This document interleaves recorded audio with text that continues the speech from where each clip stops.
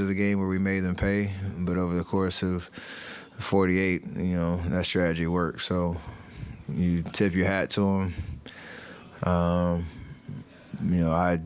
always try to find ways to still be aggressive, and had a couple, loose turnovers, but for the most part, they just took it to us the whole game, and there's really no other way around it. You said you can hold your head high knowing that there's a lot more in the tank. What gives you confidence that you and the core of you, Clay, and Draymond have a lot more in the tank? Just knowing how we're built. I mean, we obviously understand the league has changed, and we're getting deeper into our careers, and we have to continue to evolve and make the necessary adjustments to win games. But we put a lot of time into it. I think I work harder than I ever have at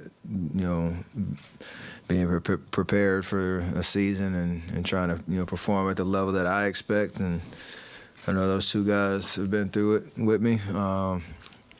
At the end of the day, I just want to win, and I know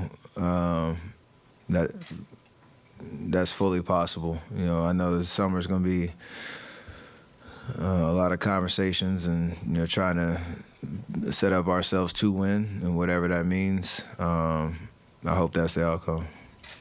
What do you think about your season with Chris Paul, and I guess your view on his future, either with you guys or not? I haven't played against him for so many years. There's a lot said about our relationship when I was coming out of college and shadowing him for a summer or two, and him showing me the ropes, and then obviously the playoff experiences that we've had playing against him.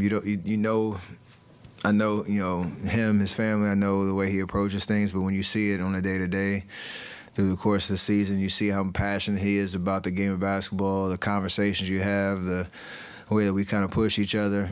I had so much fun playing with him. I know he's year 19, and I don't know how this thing will play out, but he is a guy that you love playing with because he brings it every single day. He gives everything he has to this game. A guy that you kind of battle with, or who puts the most time in. Like you think you're at the gym early, he's always there. So it's kind of great to see somebody that loves the game as much as you do. And I know he's always going to find ways to try to be impactful. And we'll see what happens over the course of the summer. But a team, having him is a better team because of the way he approaches everything. Steph, following up on Kendra's question, Steve talked often about how much pressure Clay puts on himself, and he struggled the last few elimination games. How do you see him? How difficult is that when the lights are brightest for him to put pressure on himself? How do you, as a friend and teammate, do you say anything to him? Do you see that? Do you see him put that pressure on himself? Or I'm curious your thoughts on. I see him approach the game the right way, and it just hasn't worked out. Hasn't worked out for him individually with the numbers and the way that he expects to play, and that's okay. It happens. It's just sports. It's unpredictable, and we've all been in that experience where you have amazing highs, and he's had those, and we've all had deep lows where you walk off the court and you're super hard on yourself because you wished it would have gone in a different way. I don't know what else to say about it. It's just part of what we do and how hard it is of what we do over and over and how long we've been doing it. So the spotlight is bright, and you have to accept the highs and lows of what we do, but not lose confidence in yourself. And I think Clay's been a walking model of that. Earlier in the year that people were talking about his play, and he responded. So it's a tough way to end the season, but I'm sure he'll be back strong.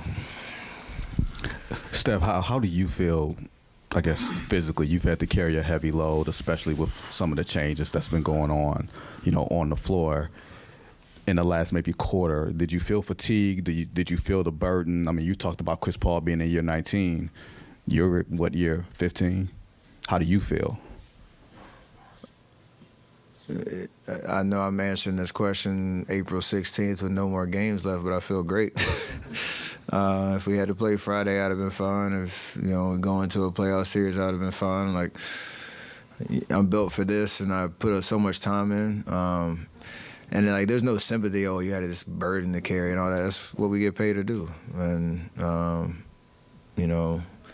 did everything in my power to be available and perform at the level that I expect of myself. I don't care what anybody else has to say, and I think I'm going to keep doing that. And just be with the perspective I'm blessed to play this game, and I still have fun playing this game. And, again, I just want to win and be in the best situation to make that happen. So that's what I'm looking forward to in the future. Steph, you talked about the highs and the lows and all the emotions. What did you enjoy most about playing with this particular group of guys this season? Just how we've handled all the adversity of this year.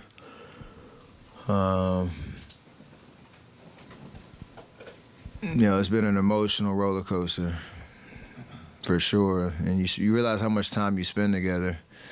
I think we talk about that every year. This is 9-10 months of a grind, and from the time this group showed up to some voluntary mini camps in the summer to training camp to all 82 games we played, and again everything that we went through, from some guys